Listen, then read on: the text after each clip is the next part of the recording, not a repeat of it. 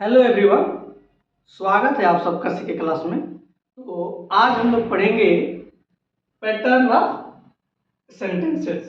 ठीक है, वाक्यों का आधारभूत संरचना। तो इंग्लिश में पैटर्न ऑफ सेंटेंस क्या होता है और कितने पैटर्न पे बना होता है, क्या स्ट्रक्चर होता है, आज उसके बारे में जानेंगे। ठीक, दुनिया का कोई भी लैंग्वेज, वो चाहे हिंदी हो, चाहे इंग्लिश हो, जापानी हो, है ना, चाइनीज हो, दुनिया का कोई भी लैंग्वेज हो, उसको बोलने के लिए किसी न किसी सेंटेंस की जरूरत होती है।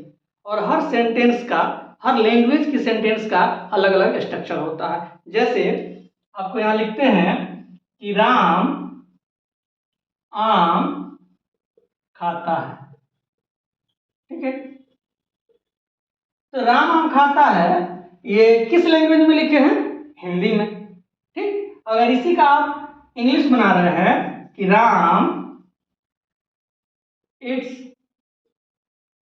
A mango. ठीक, अब चलिए, अब इसका स्ट्रक्चर हम लोग देखते हैं। राम क्या हो गया? सब्जेक्ट। ठीक, इट्स क्या हो गया? वर्ब। और अ मैंगो क्या हो गया? ऑब्जेक्ट। इसी तरह हिंदी का जब हम लोग देखते हैं तो यहां हो गया राम सब्जेक्ट, आम क्या हो गया? ऑब्जेक्ट, और खाता है वर्ब। ठीक, अब दोनों का स्ट्रक्चर हम देख रहे हैं, दोनों का पैटर्न देख रहे हैं। ठीक, कि कौन किस पैटर्न पे आधारित है। अब यहां हिंदी में हो गया एस ओ भी। ठीक, और इंग्लिश में क्या हो गया? एस भी ओ। अब देखिए, बात एक ही है, वाक्य एक ही है ना, लेकिन स्ट्रक्चर बदल गया। हिंदी का अलग स्ट्रक्चर हो गया और अंग्रेजी का अलग स्ट्रक्चर हो गया। ठीक, तो इसलिए हम बोल रहे हैं कि दुनिया का कोई भी लैंग्वेज हो, है ना, उसको बोलने के लिए किसी न किसी सेंटेंस की जरूरत होती है, और वो सेंटेंस का स्ट्रक्चर हर लैंग्वेज का अलग अलग होता है, हर लैंग्वेज का अलग अलग होता है। ठीक है, एक चीज इसमें कॉमन देखिएगा कि सब में क्या है? एस एस लिखा हुआ है ना, आई सब में भी है। यानी एक सेंटेंस को कंप्लीट करने के लिए कम से कम एस और भी होना चाहिए, मतलब वर्ब या सब्जेक्ट और वर्ब होना चाहिए, तब कोई सेंटेंस कंप्लीट होगा। हम लोग कोई भी सेंटेंस बोलते हैं ना, तो कोई भी सेंटेंस का एक मीनिंगफुल अर्थ होना चाहिए। सेंटेंस कोई कब बनता है? जब उसका मीनिंगफुल कोई अर्थ होता है। ठीक है, तो यहां पैटर्न ऑफ सेंटेंस कितना है? 7 है। ठीक, इंग्लिश में जितने भी सेंटेंस होते हैं वो इन्हीं 7 पैटर्न पे आधारित होता है। ये इन्हीं 7 पैटर्न में से किसी न किसी एक पैटर्न में होता है ना। एक चीज जान लीजिए, ग्रामर ज्ञान है, ग्रामर विज्ञान है। ठीक, अगर आप ग्रामर जान गए, इसके सारे बेसिक चीज जान गए, तो इंग्लिश का कोई भी सेंटेंस लिखा हो उसका सारा हुलिया पता कर सकते हैं। जैसे हम यहां लिखते हैं राम इट्स अ मैंगो। ठीक है, तो ये एक सेंटेंस है इंग्लिश का। अगर आपको पता है तो आपका इसका सारा हुलिया बता दीजिएगा, ये किस टेंस में है ना, ये किस सेंटेंस में है, इसका स्ट्रक्चर क्या है, ये किस पैटर्न पे है, राम क्या है, इट्स क्या है, मैंगो क्या है, ये हर चीज, इसका पूरा हुलिया आपको पता होता है ना, इसका पूरा खानदान आपको पता होता है कि इसका क्या जड़ है। तो इसलिए ग्रामर जानना जरूरी होता है। ठीक, और हर आपके एग्जाम में इस तरह का क्वेश्चन आता है। ठीक है, तो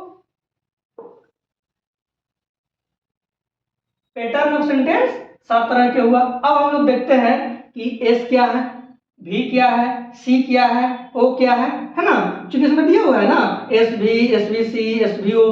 ठीक, तो यहाँ एस का मतलब होता है सब्जेक्ट, एस का मतलब होता है सब्जेक्ट। तो सब्जेक्ट मतलब कर्ता, है ना, इसके नाम से ही पता चल रहा है कि ये कर्ता यानी कोई काम करता होगा। तो सब्जेक्ट किसे कहते हैं? करने वाले को। किसी भी सेंटेंस में जो एक्शन करता है, जो काम करता है, वो क्या होता है? सब्जेक्ट होता है, और सब्जेक्ट को एस से दर्शाते हैं। उसी तरह होता है ऑब्जेक्ट, ठीक है। ऑब्जेक्ट को हिंदी में बोलते हैं कर्म, है ना। और उसके बाद होता है वर्ब, है ना। वर्ब को हिंदी में बोलते हैं क्रिया। तो क्रिया मतलब क्या होता है? काम, कोई एक्शन, जो भी काम हो रहा है ना। वो खेल रहा है, दौड़ रहा है, हंस रहा है, जा रहा है, आता है, खाता है, खेलता है, कोई भी काम हो, वो सारा एक्शन हो रहा है, काम हो रहा है, वो क्रिया है। और क्रिया का फल जिस पे पड़ता है वो कर्म होता है, उसे ऑब्जेक्ट कहते हैं, ठीक। और उसके बाद है सी। सी को कॉम्प्लीमेंट से दर्शाते हैं। तो कॉम्प्लीमेंट का हिंदी होता है पूरक। कॉम्प्लीमेंट का काम क्या होता है कि ये अधूरे वाक्य को पूरा करता है। जो सेंटेंस अधूरा होता है उसको ये कंप्लीट करता है, इसलिए इसको कॉम्प्लीमेंट बोलते हैं। कॉम्प्लीमेंट का मेन काम ये होता है ना, अधूरे सेंटेंस को पूरा करना, है ना, अधूरे सेंटेंस को कंप्लीट करना, इसलिए इसको कॉम्प्लीमेंट कहते हैं, पूरा कहते हैं। एडजंक्ट क्या होता है? ये सहायक होता है ना, सेंटेंस को बनाने के लिए ये सहायक का काम करता है, असिस्टेंट का काम करता है, ठीक है। अब हम लोग देखते हैं ये जो 7 पैटर्न होता है, ये 7 पैटर्न पे कैसे कोई सेंटेंस रहता है, ठीक। जैसे यहां एक सेंटेंस लिख रहे हैं कि राम टीच, राम टीच। तो क्या हो गया भाई? राम सब्जेक्ट और टीच वर्ब, राम पढ़ाता है, ठीक है। तो यहां पे काम क्या हो गया? पढ़ाना। अब पढ़ा कौन रहा है? राम। तो जो काम कर रहा है वही ना करता होगा, वही ना सब्जेक्ट होगा, वही ना एस होगा, ठीक। उसी तरह है यहां कि राम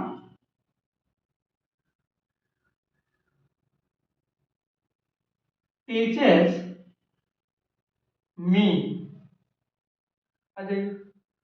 यहां क्या हो गया? राम टीचर्स मी, है ना। राम मुझे पढ़ाता है। तो राम मुझे पढ़ाता है, तो पढ़ाने का काम कौन कर रहा है? राम। तो काम कर रहा है तो सब्जेक्ट, ठीक। उसके बाद पढ़ाता है, तो पढ़ाना क्या है? काम है, क्रिया है, तो ये वर्ब हो गया। किसको पढ़ा रहा है? मुझे पढ़ा रहा है। पढ़ाने का फल किस पे पड़ रहा है? मुझ पे पड़ रहा है, तो ये ऑब्जेक्ट हो गया, ठीक है। अगर यहीं पे आ जाए राम टीचर्स मी इंग्लिश, राम टीचर्स मी इंग्लिश, ठीक। तो यहां राम क्या हो गया? सब्जेक्ट है भाई। इसमें कॉमन सी चीज है कि कोई भी सेंटेंस शुरू होता है तो पहले उसका सब्जेक्ट होगा, उसके बाद वर्ब होगा, है ना। सब्जेक्ट वर्ब के बाद अदर वर्ड आएगा, जो भी हो, वो चाहे कॉम्प्लीमेंट हो या एडजंक्ट हो या ऑब्जेक्ट हो, ठीक। अब इसमें देखिए राम सब्जेक्ट हो गया, टीचर्स वर्ब हो गया, ठीक, मी ऑब्जेक्ट हो गया, ये ऑलरेडी है। यहां इंग्लिश क्या हो गया? ये भी ऑब्जेक्ट हो गया, ठीक। तो इस सेंटेंस में डबल ऑब्जेक्ट है। तो ये किस पैटर्न पे आधारित है? एस भी ओ ओ, एस भी ओ ओ, है ना, जिसमें सब्जेक्ट है, वर्ब है, ऑब्जेक्ट है और फिर ऑब्जेक्ट है, यानी डबल ऑब्जेक्ट है। किसी किसी सेंटेंस में डबल ऑब्जेक्ट रहता है। तो जिस सेंटेंस में डबल ऑब्जेक्ट रहता है तो उस सब्जेक्ट को हम लोग पहले कौन लिखते हैं और बाद में कौन लिखते हैं, ये भी चीज बता देते हैं। तो डबल ऑब्जेक्ट में ऑब्जेक्ट को, है ना, 2 तरह से बांटते हैं। एक होता है डायरेक्ट ऑब्जेक्ट और एक होता है इनडायरेक्ट ऑब्जेक्ट, ठीक। तो पहले डायरेक्ट ऑब्जेक्ट को लिखा जाता है। किसी भी सेंटेंस में अगर डबल ऑब्जेक्ट आ गया, है ना, डबल कर्म आ गया, डबल ऑब्जेक्ट आ गया, तो उसको पहले डायरेक्ट ऑब्जेक्ट लिखते हैं, फिर इनडायरेक्ट ऑब्जेक्ट लिखते हैं, ठीक। तो डायरेक्ट ऑब्जेक्ट क्या होता है? जो लाइव होता है, जो जिंदा होता है। और इनडायरेक्ट ऑब्जेक्ट क्या होता है? जो जिंदा नहीं रहता है। एक चीज ध्यान में रखिएगा, कभी भी किसी भी सेंटेंस में आप देखिएगा या बनाइएगा, अगर उसमें डबल ऑब्जेक्ट रहेगा तो एक लाइव रहेगा और एक लाइव नहीं रहेगा। एक ऑब्जेक्ट जिंदा रहेगा, एक ऑब्जेक्ट सजीव रहेगा और एक ऑब्जेक्ट निर्जीव रहेगा, ये याद रखिएगा। कोई भी एग्जाम्पल उठा के देख लीजिए, ठीक है। जिसमें डबल ऑब्जेक्ट होगा तो उसमें एक सजीव होगा, एक निर्जीव होगा। तो जो सजीव होगा वो डायरेक्ट ऑब्जेक्ट होगा वो डायरेक्ट ऑब्जेक्ट होगा और जो निर्जीव होगा वो इनडायरेक्ट ऑब्जेक्ट होगा। ठीक है, ये परीक्षा में पूछता है ना, आइडेंटिफाई द डायरेक्ट ऑब्जेक्ट या इनडायरेक्ट ऑब्जेक्ट, और इसमें डायरेक्ट ऑब्जेक्ट का या इनडायरेक्ट ऑब्जेक्ट का कोई भी 4 वर्ड दे देगा, कोई भी 4 ऑब्जेक्ट दे देगा, है ना। तो उसमें आपको पहचानना रहता है कि ये कौन सा डायरेक्ट ऑब्जेक्ट है, कौन इनडायरेक्ट ऑब्जेक्ट है। बहुत सारे एग्जाम में पूछता है। ठीक, तो यहाँ क्या हो गया सेंटेंस, SVOO। ठीक, यानी एक ऐसा सेंटेंस है जिसमें सब्जेक्ट है, वर्ब है और डबल ऑब्जेक्ट है। ठीक, उसी तरह अगर इसमें रहेगा कि राम इज प्लेइंग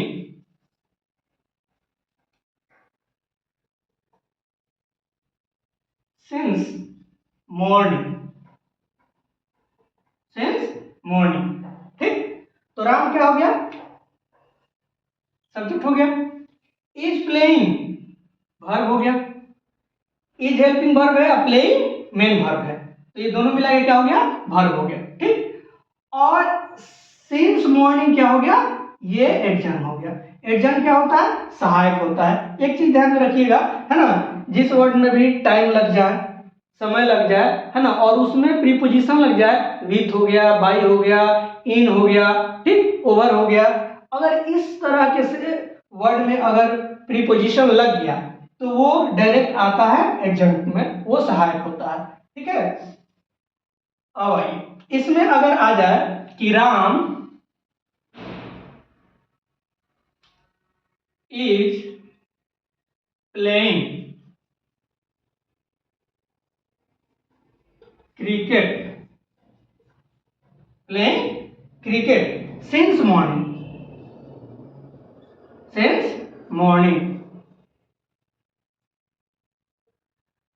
तो राम क्या हो गया, सब्जेक्ट हो गया, इज प्लेइंग वर्ब हो गया, क्रिकेट क्या हो गया, ऑब्जेक्ट हो गया, है ना, और सिंस मॉर्निंग एडजंक्ट हो गया। ठीक, तो एक चीज ध्यान में रखिएगा, शुरू में जो आता है सब्जेक्ट होता है, बाद में वर्ब होता है, उसके बाद ऑब्जेक्ट होगा, डबल ऑब्जेक्ट हो गया या कॉम्प्लीमेंट होगा, और लास्ट में आपका एडजंक्ट होता है ना, जो किसी सेंटेंस को बनाने के लिए ये सहायता करता है, ये सहायक होता है, इसलिए इसको कॉम्प्लीमेंट कहते हैं। ठीक, एक सेंटेंस आपको छोड़े हुए हैं SBC, है ना, यहां है कि राम इज प्लेइंग, ठीक, राम इज प्लेइंग, अगर यहां पे हम लिखते हैं राम इज अ बॉय, ये क्या है भाई, इसमें मेन वर्ब नहीं है, सिर्फ इज है। इज क्या है, हेल्पिंग वर्ब है, यहाँ कोई मेन वर्ब नहीं है, पढ़ाना लिखाना, है ना, यहाँ उठना बैठना हंसना बोलना, यहाँ कोई मेन वर्ब नहीं है, सिर्फ है राम इज ए गुड, यानी इज है। तो यहाँ राम सब्जेक्ट है, आप लोग देख रहे हैं, यहाँ इज क्या होगा, हेल्पिंग वर्ब होगा कि मेन वर्ब होगा, यहाँ इज मेन वर्ब होगा, है ना। वर्ब दो तरह के होता है, एक दिन हम वर्ब भी पढ़ाएंगे, वर्ब का पूरा एक दिन क्लास लेंगे। ठीक, तो यहाँ इज जो होगा वो मेन वर्ब हो जाएगा। ठीक, और ए बॉय यहाँ क्या हो जाएगा, ये बताइए, यहाँ ओ होगा कि सी होगा, यहाँ ऑब्जेक्ट होगा कि कॉम्प्लीमेंट होगा, है ना। अधिकांश बच्चे गलती करते हैं, है ना, जब भी मेन वर्ब के रूप में अगर हेल्पिंग वर्ब आए और उसके बाद कोई वर्ड रहे, वो वर्ड क्या होता है, कॉम्प्लीमेंट होता है, वो क्या होता है, कॉम्प्लीमेंट होता है। कैसे कॉम्प्लीमेंट होता है, अगर आप राम इज बोल के या राम इज लिख के छोड़ दीजिएगा तो ये सेंटेंस कंप्लीट है नहीं ना, कंप्लीट है, तो कंप्लीट कौन कर रहा है, अ बॉय, क्यों कंप्लीट कर रहा है, खाली राम इज कह के छोड़ दीजिएगा तो ये सेंटेंस पूरा नहीं हो रहा है ना। आप लोग को क्लास 2 में ही बताया है, सेकंड क्लास में ही बताया है वर्ब टू बी, क्या है, वर्ब टू बी। तो वर्ब टू बी में आप लोग को हम बताए थे is are am was were, है ना, कि इज आर एम क्या है, वाज वेयर क्या है, कैसे प्रेजेंट टाइम में होने का काम करता है, कैसे वाज वेयर, है ना, बीता हुआ समय के लिए होता है। ठीक, तो इज आर एम का मेन फॉर्म होता है बी, बी से ही निकला हुआ है, बी का मतलब होता है होना। तो हम क्या देखे, राम इज ए बॉय, है ना। तो यहाँ राम क्या हो गया, सब्जेक्ट हो गया, इज क्या हो गया, वर्ब हो गया। ये कौन वर्ब है, मेन वर्ब है। यहाँ मेन वर्ब का काम कर रहा है, हेल्पिंग वर्ब, लेकिन मेन वर्ब का काम कर रहा है। और ए बॉय क्या हो गया, कॉम्प्लीमेंट हो गया। ठीक, एक दूसरा लेते हैं हम लोग, जैसे he made me, he made me, उसने मुझे बनाया। तो कौन बनाया, उसने। तो उसने का ही क्या हो गया, सब्जेक्ट, और बनाया काम क्या है यहाँ, बनाना। तो बनाया क्या हो गया, यहाँ वर्ब हो गया। और मी, किसको बनाया, मुझे बनाया। तो मी क्या हो गया, ऑब्जेक्ट हो गया। ठीक, अब इस सेंटेंस को गौर से देखिए, ही मैड मी, इसमें सब्जेक्ट भी है, वर्ब भी है, ऑब्जेक्ट भी है, फिर भी ये सेंटेंस अधूरा लग रहा है। ही मैड मी, उसने मुझे बनाया। तो उसने मुझे बनाया, ऐसा लग रहा है ना कि कुछ ना कुछ इसमें छूटा हुआ है। उसने मुझे बनाया, तो उसने मुझे क्या बनाया, उसने मुझे चोर बनाया, उसने मुझे डॉक्टर बनाया, उसने मुझे एक्टर बनाया, उसने मुझे एक्ट्रेस बनाया, उसने मुझे डाकिया बनाया, कुछ तो बनाया होगा। तो इस सेंटेंस में सब्जेक्ट भी है, वर्ब भी है, ऑब्जेक्ट भी है, फिर भी ये सेंटेंस अधूरा है। ठीक है, तो अधूरे शब्द को, अधूरे सेंटेंस को जो पूरा करेगा वो क्या होगा, हमारा कॉम्प्लीमेंट। जैसे he made me an actor, an actor, यहां क्या हो गया, ही सब्जेक्ट, मेड वर्ब, ओ ऑब्जेक्ट, और एन एक्टर कॉम्प्लीमेंट। ठीक, तो यहां सब्जेक्ट भी था, वर्ब भी था, ऑब्जेक्ट भी था, फिर भी सेंटेंस अधूरा था। तो अधूरे सेंटेंस को पूरा करने के लिए कौन आ गया, कॉम्प्लीमेंट, सी आ गया। ठीक, तो एक पैटर्न है एस भी ओ सी। तो ये सेंटेंस किस पैटर्न पे आधारित है, एस भी ओ सी। ठीक है, एक भोजपुरी में कहावत है कि नापा जोखा था है तो लड़का डूबा का है। इसका मतलब है कि पानी के गहराई को भी नापा गया है और बच्चा के साइज को भी नापा गया है। जब पता है कि पानी इतना है और बच्चा का हाइट इतना है, जब सब चीज तय है पहले से, तो लड़का डूब क्यों गया। सेम उसी तरह यहाँ सब्जेक्ट भी है, वर्ब भी है, और ऑब्जेक्ट भी है, और फिर भी सेंटेंस अधूरा है। तो उस अधूरे सेंटेंस को पूरा करने के लिए क्या आ गया, एन एक्टर, यहाँ कॉम्प्लीमेंट आ गया, है ना। तो ये कॉम्प्लीमेंट क्या करता है, अधूरे सेंटेंस को पूरा करता है। ठीक, तो आज हम लोग इतना ही पढ़ेंगे, और इसको प्रैक्टिस करने के लिए कोई भी न्यूज़पेपर हो, कोई भी बुक्स हो, है ना, जहां भी सेंटेंस लिखा हो उसको मार्किंग कीजिए कि कौन सब्जेक्ट है, कौन वर्ब है, कौन ऑब्जेक्ट है, कौन डबल ऑब्जेक्ट है, कौन डायरेक्ट ऑब्जेक्ट है, या कौन कॉम्प्लीमेंट है। तब आपको पूरा समझ में आएगा। ठीक, तो अब मिलते हैं फिर हम लोग नेक्स्ट क्लास में। Okay, bye.